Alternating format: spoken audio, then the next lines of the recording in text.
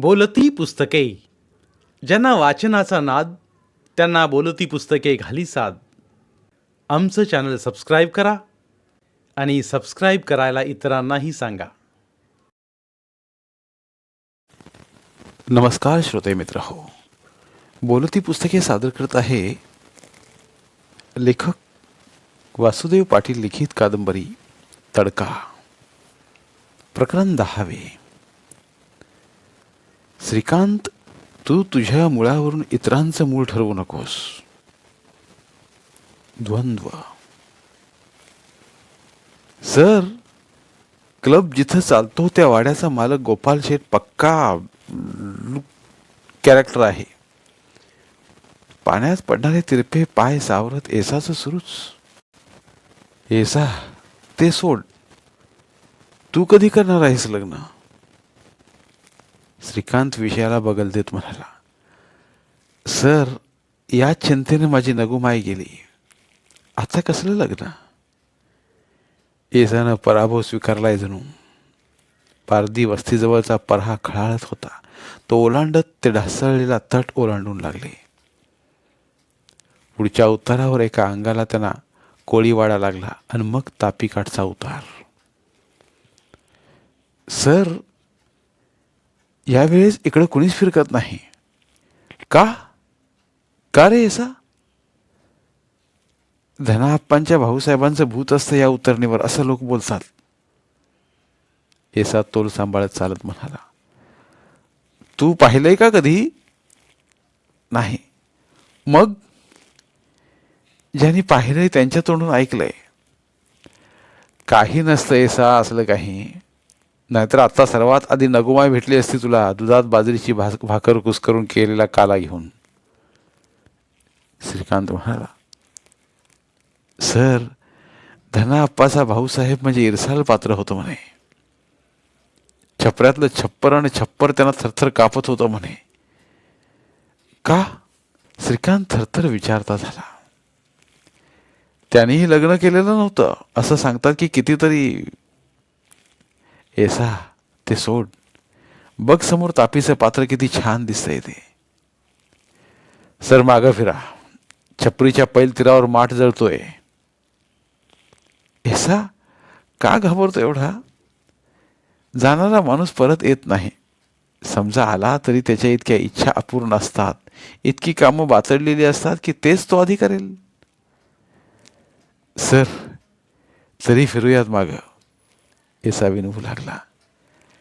एसा, चंदन अक्काबाबत काय सांगशील रे? सर, अक्कास अख्खं गाव मानतं. कुणाची ताकद नाही त्यांच्याविषयी भ्र शब्द बोलेल. तसेच रावसाहेबही होते. माझी नगुमाई सतत अक्का व रावसाहेब यांच्या बाबतीत बोलत राहायची. एसा, तुला प्रत्येकाच्या कुंडल्या माहीत आहेत छापऱ्यातल्या. सर, अगदी सदानंदाच्या श्रावणी निमापासून विचारलं तरी सांगेल. एसा बोलला आणि श्रीकांतचा पापला. तो काहीच बोलला नाही. त्यानं मौन पांघरला. मौनातला गर्भितार्थ एसानं पुढं बोलत राहावासाच. सर, श्रावणी स्वभावानं कडक असली तरी अस्सल बावन कशी सोनं. निमाही बावन कशी सोनच, पण एकदम मवाळ. सदा वायरमन अट्टल बेवडा, त्याच्या उदरी या बिचाऱ्या सोनं निपाजल्या. विमलबाई श्रावणीची सावत्र आई. अन नगुमाईच्या एसाविषयी काय सांगशील? श्रीकांत बोलला आणि एसा हसला, पण हळूच, तापी काठ उठायला नको जणू म्हणून. एसा, वाया गेलेली केस. LMA ली मारण 8. एसा बोलला आणि श्रीकांत हसला. दोघेही परत फिरले. सर, एक सांगू? काय? नको, तुम्ही रागावाल. एसा, सुचलेले विचार म्हणजे गाईचा पान्हा, तो तटवू देऊ नये. श्रीकांत अधीर होत बोलला. तुम्ही श्रावणीबाबत विचार करायला हरकत नाही. एसा बोलला आणि तापी पात्रातल्या संत पाण्यात असंख्य भोरे उठले जणू. एसा, सर मी आधीच बोललो होतो तुम्ही रागावाल म्हणून, पण तुम्हीच आग्रह केला म्हणून बोललो. अरे पण मग काहीही. सर आमचा दगडू सर फंदी होता, वाया गेला होता, पण त्यात सुरू होणाऱ्या घडू पाहणाऱ्या गोष्टी आधीच कळत मनकवडा असल्यागत. त्यानं फळ्यावर 12 खडी लिहिली होती, आठवतं का? येसा उद्यापासून तुझं दूधही नको आणि तुझं जेवणही बंद. तुला काहीही सुचायला लागले. सर सदा वायरमन नशेत कायम तेच बरळत असतो. काय तुझं दूध बंद करायचंय का? नाही. मग? येसानं मौन पाळला आता. बोल. उत्सुकता ताणली गेली. दगडूची 12 खडी सदानाही जुळवतायत. येसा चल, उशीर झालाय. तोच तटबंदीकडून कुत्री जोरात भुंकू लागली. सकाळी 8 वाजता नावेने दगडू व त्याची पत्नी छापऱ्यात आले. श्रीधरनं भैयासाहेबांसमोर त्यास उभं केलं. दगडू शिपाई म्हणून शाळेत लावतोय, पण नीट राहशील का?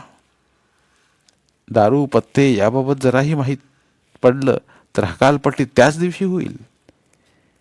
केवळ श्रीकांत सरांनी तुझी शिफारस केली आहे म्हणून तुला घेतोय आम्ही. भैयासाहेब बोलले, पण दगडूचा आपल्या कानावर विश्वासच बसेना. पहिली गोष्ट म्हणजे श्रीकांत सरांनी इतक्या तातडीने का बोलावलं हेच त्याला माहीत नव्हतं. त्या थेट नोकरी हे ऐकताच तो भैयासाहेबांच्या पायावरच पडला. भैयासाहेब, पाणी झाडलोट पासून अगदी घंटा बळवण्यापर्यंत सारं काम चोख करेन. तक्रार येईल अशी वेळ येऊच देणार नाही. श्रीकांत समाधानानं हसला. दगडू सर नाही, पण सारी आस सुटल्यावर शिपाई झाला तरी त्याला व त्याच्या पत्नीस कोण आनंद झाला. एसास माहीत पडलं तेव्हा तो डांगर खळीतून पळतच आला तिरक्या चालीनं आणि दगडू सरास बिळगला. दिवाळी जवळ आली. रविवार श्रीकांतनं 10वीच्या सर्व मुलांना घेत गोपाल शेठचा वाडा गाठला. भर दुपारची वेळ.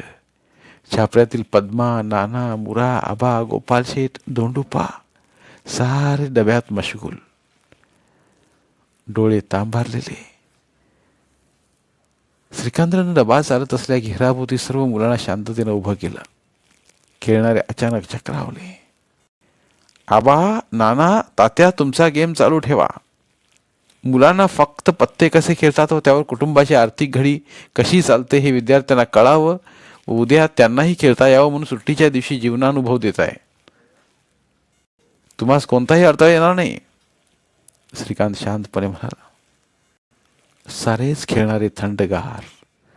त्यात काहींचा पारा चढला. सांगळे हे स्वतःला हुशार समजता का? गोपाल शेठ चौताळा. शेठ, विद्यार्थ्यांना भावी जीवनाचे धडे मिळायलाच हवेत. उद्या ही त्यांची रोजीरोटी बनेल, उदरनिर्वाहाचं साधन बनेल, म्हणून हा उपक्रम हाती घेतलाय. आणि तुमची नान असेल तर मधल्या सुट्टीत पोरं रोज येतील जातील निरीक्षणाला.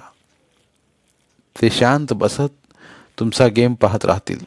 आणि आणखी एक, मुलांसोबत माता पालकांनाही हा जीवनानुभव एकदम दाखवायचा आहे. श्रीकांत तरी संयमानं बोलला आणि सारेच मुलांना पाहत खाल मान घालत निघाले. काही तिथंच रेंगाळले. जावं की थांबावं या गोंधळात श्रीकांत छदमी हसला. पोरं परतली. गोपाल शेठच्या वाड्यातील कितीतरी वर्षांपासून चालणारा क्लब ही बंद झाला. दिवाळीला ना गोकुळ आला, ना निमा ना बल. श्रावणीचा प्रश्नच नव्हता. सदा नानास खटकलं. त्याने श्रावणीस फोन केला. श्रावणी बाळा, बाप ही चुकू शकतो, पण मग याचा अर्थ असा नाही की यायचंच नाही. नाना, पिनं सोडा, उद्याच येतो भेटायला. श्रावणी दाटल्या कंठानं बोलली. श्रावणी, तुझ्यासाठी पिनच काय, झिनही सोडेन मी, पण ये. प्रॉमिस ना? पुरी सोडली म्हटलं ना. नाना, उद्या सायंकाळ पावे तो येते, श्रावणी खुशीनं म्हणाली. सदा नानाने रात्री अजिबात घेतली नाही. माधव भाऊकडचा डबा आला. त्याने येसा व श्रीकांत सोबत मस्त खाल्ला. पहाटे पहाटेच लाईन गेली.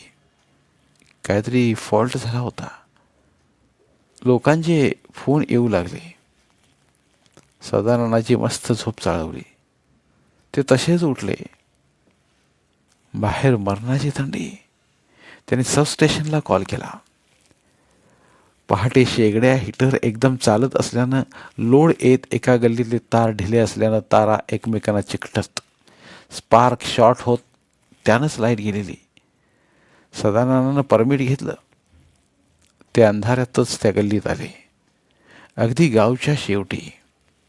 त्या ठिकाणी जंगलातील दुसऱ्या डीपीकडून ही लाईन आलेली.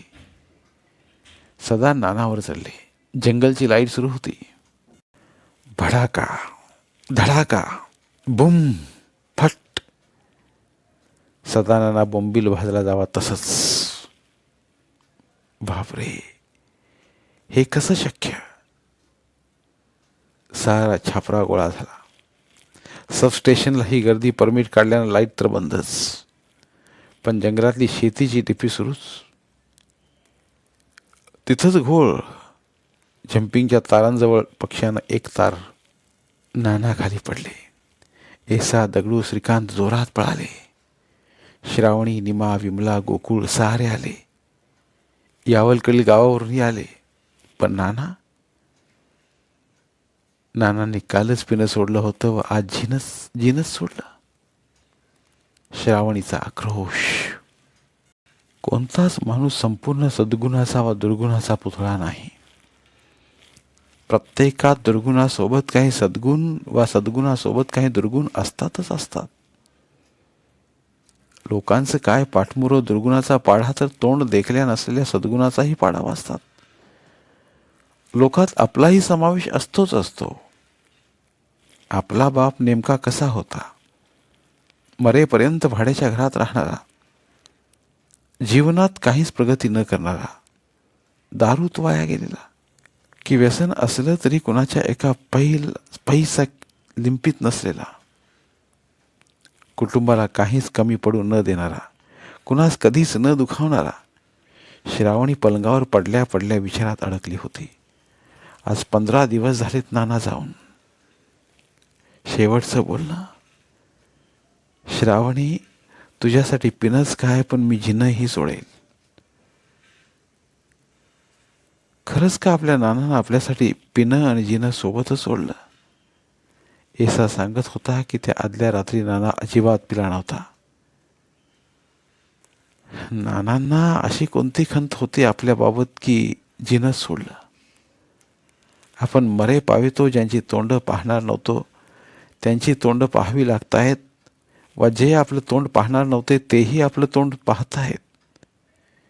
पण नानाबाबत आपल्या मनात व आपल्या बाबत नानांच्या मनात असा आकस तरी का?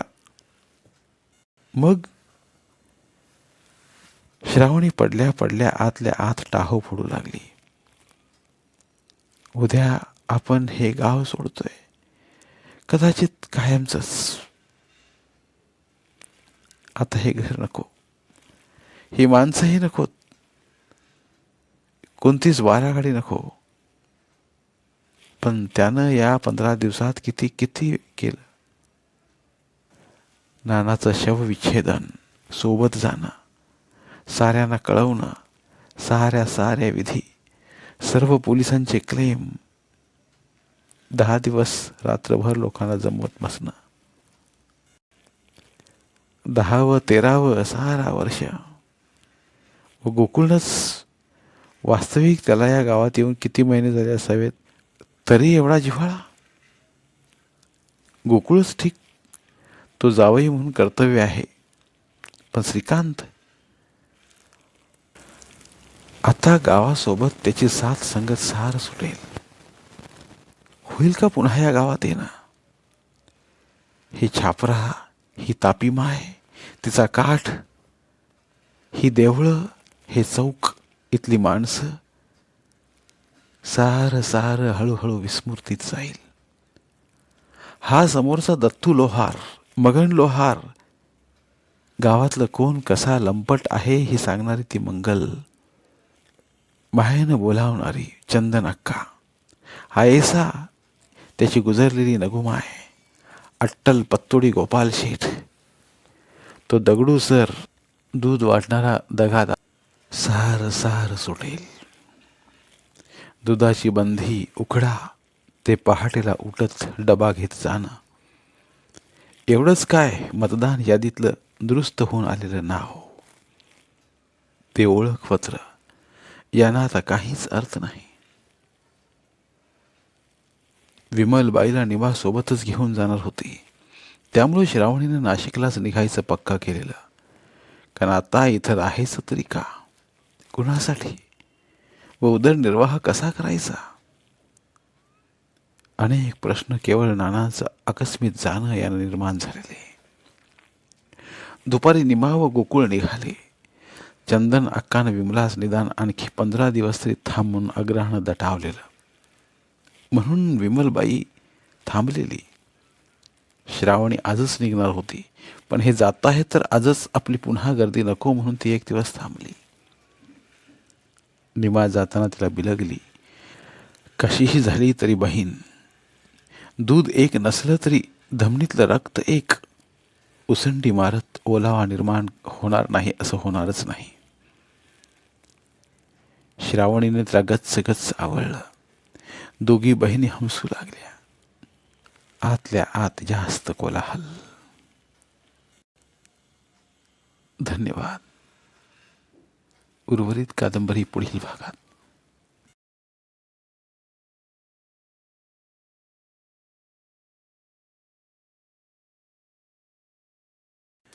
धन्यवाद. प्रिय श्रोते मित्र हो, आपल्यासाठी एक आवाहन. आमच्या चॅनलच्या प्लेलिस्ट विभागात तुमच्यासाठी शेकडो कादंबऱ्यांचे ऑडिओ बुक्स उपलब्ध आहेत. तिथे प्रत्येक कादंबरीचे सर्व भाग एकत्रित मिळतील. त्यामुळे सध्या सुरू असलेल्या क्रमशः कादंबरीच्या पुढील भागासाठी वाट पाहण्याची गरज नाही. तुमच्या वेळेनुसार तुम्ही संपूर्ण कादंबरी सलगपणे ऐकू शकतात आणि साहित्याचा आस्वाद घेऊ शकता. कृपया आमच्या चॅनलच्या होमपेजवर जाऊन प्लेलिस्ट चेक करा आणि तुमची आवडती कादंबरी निवडा. धन्यवाद.